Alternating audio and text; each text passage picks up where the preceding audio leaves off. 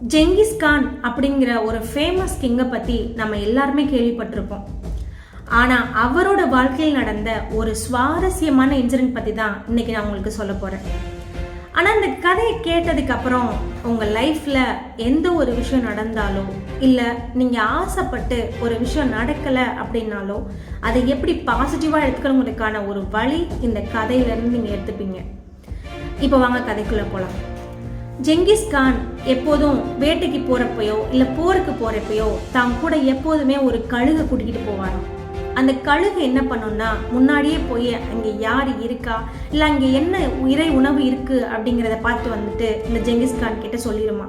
அது மூலமாக அவருக்கு அந்த சுச்சுவேஷனை ஹேண்டில் பண்ணுறது ரொம்ப ஈஸியாக ஆகிடும்.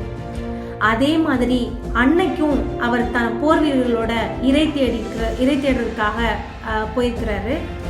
மற்ற போர் வீரர்கள் எல்லாருமே வில் அம்பு எடுத்துகிட்டு போயிருக்காங்க. ஆனால் இவர் இந்த ஜெங்கிஸ்கான் மட்டும் அந்த கழுகை தான் எடுத்துகிட்டு போயிருக்கிறாரு, கூட கூட்டிகிட்டு போயிருக்கிறாரு.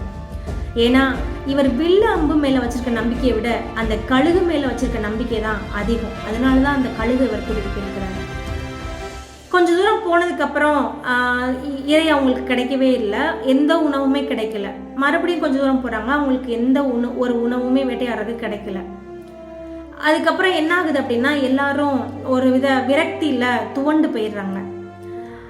ஜெங்கிஸ்கான் போர் வீரராச்சு, அவரும் அந்த விரக்தியை வெளிக்காட்டிக்க முடியாமல் நான் இன்னும் கொஞ்சம் தூரம் தள்ளி போய் நான் தேடிட்டு இருக்கிறேன், ஏதாச்சும் கிடைச்சிச்சுன்னா நான் கொண்டு வரேன் அப்படின்ட்டு அப்போ அந்த கழுகோட கொஞ்சம் தூரம் தள்ளி போகிறது. கொஞ்சம் தூரம் அந்த கழுகோட தள்ளி போய் நான் எதுவும் இறை உணவு இருந்துச்சுன்னா தேடிட்டு வர்றேன் அப்படின்னு சொல்லிட்டு போகிறாரு.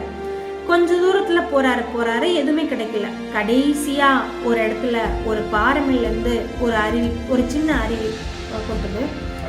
அதுலேருந்து அப்பாடா அப்படின்னு ஒரு வழியாக அதை பார்த்ததுக்கப்புறம் அவருக்கு ஒரே சந்தோஷம். ஏன்னா இவ்வளோ தூரம் உணவு தேடி கிடைக்காத தண்ணியாவது கிடைக்குமான்னு தேடிட்டு இருக்கப்போ தண்ணியும் கிடைக்கல.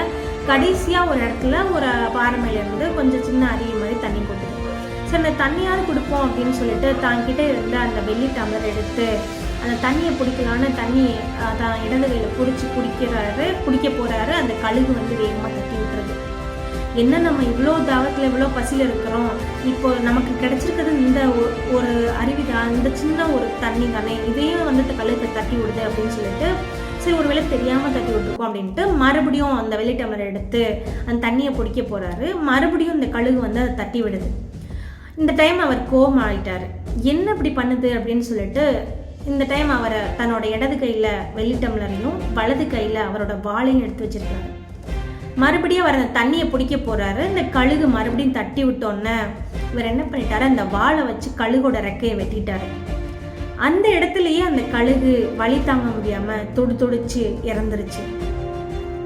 அதோட அந்த தண்ணி கொட்டுறதும் நின்றுச்சு.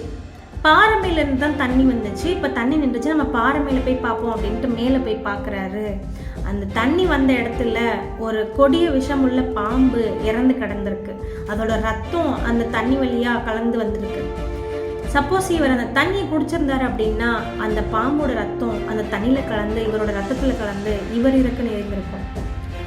அப்போதான் தான் கழுகு தன்னை காப்பாற்றிருக்குங்கிறத நினச்சி ரொம்ப வருத்தப்பட்டார். தன்னோட செயல் நினச்சி ரொம்ப வருத்தப்பட்டார். அதுக்கப்புறம் அவர் அங்கேருந்து திரும்பி வர்றப்போ அந்த இறந்து போன அந்த கழுகோட தான் ஊருக்கு திரும்பி வர்றாரு. கொஞ்ச நாள்ல அந்த கழுகுக்கு தங்கத்தில் சிலை வைக்கிறாரு. அந்த சிலை வச்சதுக்கப்புறம் அந்த கழுகோட ஒரு பக்க இறகுல அவர் எழுதுறாரு, உங்க நண்பன் உங்களுக்கு தப்பே பண்ணாலும் நீங்க கடைசியில் அவன் உங்களோட நண்பன்கிறத என்னைக்கும் மறந்துடாதீங்க அப்படின்னு ஒரு பக்கத்து இறக்கையில எழுதுறாரு. இன்னொரு பக்கத்து இறகுல என்ன எழுதுறாரு அப்படின்னா,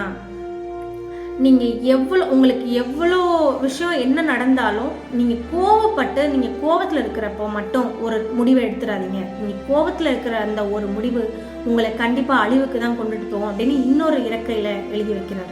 இந்த கதையிலேருந்து நம்ம என்ன தெரிஞ்சுக்கணும் அப்படின்னா, நம்ம லைஃப்பில் என்ன நடந்தாலும் நம்ம ஆசைப்பட்டதே நமக்கு கிடைக்கலன்னா கூட நம்ம ஒரு அவசரத்துலேயோ இல்லை கோவத்துலேயோ எந்த ஒரு முடிவையுமே நம்ம எடுத்துடக்கூடாது.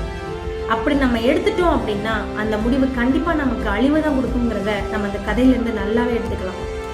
அதனால் நீங்களும் உங்கள் லைஃப்பில் ஆசைப்பட்டது நடக்கலைனாலோ இல்லை உங்கள் சுச்சுவேஷனில் இருக்கிறப்போ நீங்கள் கோவத்தில் ஒரு முடிவு எடுக்கிறீங்கனாலோ தயவு செஞ்சு அப்படி மட்டும் எடுத்துடாதீங்க.